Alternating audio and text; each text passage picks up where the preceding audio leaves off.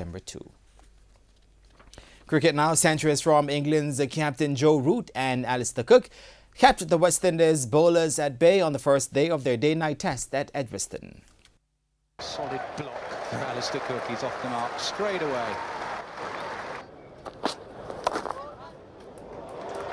Plays that a lot, Alistair Cook. He just plays it late, opens the face, and he'll get 4.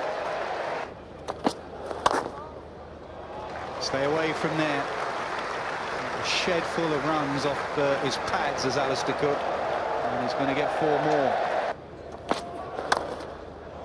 Punched away. Lovely shot. You don't see too many cover drives. 4 more. Save your legs, Alistair Cook. He looks in good touch. 3 boundaries in the over. Squirted away. He plays that a lot, Alistair. Edge, but safely down and through that vacant. We've seen some gifts like that being given to Alistair Cook, and he wants a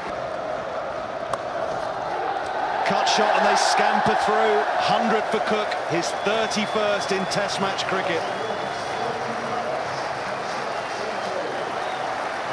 2 top-class hundreds today from England's best 2 batsmen.